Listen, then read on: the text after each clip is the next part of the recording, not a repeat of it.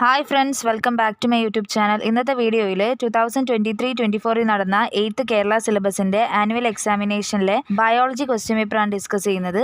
ഈ ഒരു ക്വസ്റ്റ്യൻ പേപ്പറിൻ്റെ part 1 video channel already uploaded ആണ്. അത് കാണാത്തവർക്കായിട്ട് വീഡിയോയുടെ ലിങ്ക് ഞാൻ ഡിസ്ക്രിപ്ഷൻ ബോക്സിൽ കൊടുക്കാം. നിങ്ങൾ ഈ ചാനൽ ആദ്യമായി കാണുകയാണെങ്കിൽ ഈ ചാനൽ ഒന്ന് സബ്സ്ക്രൈബ് ചെയ്ത് സപ്പോർട്ട് ചെയ്യണേ. ആദ്യത്തെ ചോദ്യം എന്താണെന്ന് നോക്കാം. Analyze the statement related to five kingdom classification and answer the questions. Some bacteria belonging to kingdom Monera are different from other bacteria in cell structure and physiological functions.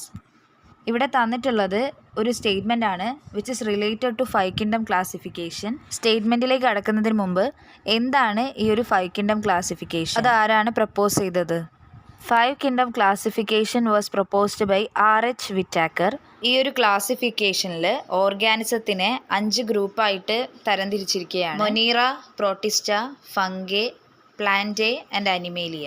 Monera എന്ന ക്ലാസിഫിക്കേഷനിൽ included ആയിട്ടുള്ള ചില bacterias അതിൻ്റെ cell structure ആണെങ്കിലും അതിൻ്റെ physiological functions ആണെങ്കിലും മറ്റ് ബാക്ടീരിയകളിൽ നിന്ന് എന്താണ് വ്യത്യസ്തമാണ്. ഇത് റിലേറ്റഡ് ആയിട്ടുള്ള സബ് ക്വസ്റ്റ്യൻസ് നോക്കാം. Which bacteria is indicated here? ഇവിടെ ഏത് ബാക്ടീരിയയെ കുറിച്ചാണ് പറയുന്നത്? അതിൻ്റെ ആൻസർ വരുന്നത് ആർക്കി ബാക്ടീരിയ ആണ്. നെക്സ്റ്റ് ക്വസ്റ്റ്യൻ എന്ന് പറയുന്നത് what modification was made in the five kingdom classification to include this bacteria? ഈ ഒരു ബാക്ടീരിയനെ ഇൻക്ലൂഡ് ചെയ്യിപ്പിക്കാൻ വേണ്ടിയിട്ട് ആ ഒരു ഫൈവ് കിങ്ഡം ക്ലാസിഫിക്കേഷനിൽ എന്ത് ചേഞ്ചസ് ആണ് വരുത്തിയതെന്നാണ്. മൊനീറ എന്ന് പറയുന്ന ക്ലാസിഫിക്കേഷനെ 2ആയിട്ട് ഫർദർ ഡിവൈഡ് ചെയ്യാണ് ചെയ്തത്. അതിന് ആർക്കി എന്നും ബാക്ടീരിയ എന്നുമുള്ള 2 കിങ്ഡംസ് ആയിട്ട് ഫർദർ അത് ഡിവൈഡ് ചെയ്തു. അടുത്തതായിട്ട് ചോദിച്ചത് name the scientist who propose this modification, which level of classification above the kingdom proposed by him? ഏത് സയൻറ്റിസ്റ്റാണ് ഈ ഒരു തരത്തിലുള്ള മോഡിഫിക്കേഷൻസ് നടത്തിയതെന്നാണ് അടുത്തതായി ചോദിച്ചിട്ടുള്ളത്.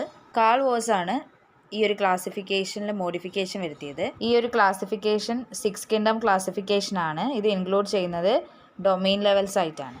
ഇനി നെക്സ്റ്റ് ക്വസ്റ്റ്യൻ എന്താണെന്ന് നോക്കാം. Answer the given questions related to biodiversity conservation. In which method organisms are protected in their natural habitat? 2 type of biodiversity conservation methods ആണ് നമ്മൾ പഠിച്ചിട്ടുള്ളത്. In situ conservation and ex situ conservation. ഈ ഒരു ക്വസ്റ്റ്യൻ ഓർഗാനിസത്തിനെ പ്രൊട്ടക്റ്റ് ചെയ്യുന്നത് അവരുടെ തന്നെ നാച്ചുറൽ ഹാബിറ്റാറ്റിലാണ്. അപ്പോൾ ഈ ഒരു കൺസർവേഷൻ ഇൻസിറ്റു കൺസർവേഷൻ ആണ്. അടുത്ത ക്വസ്റ്റ്യൻ എന്ന് പറയുന്നത് choose examples related to this conservation method from the given list. അതിൽ നാഷണൽ പാർക്ക് വരുന്നുണ്ട്, ecological hotspot, gene bank, botanical garden.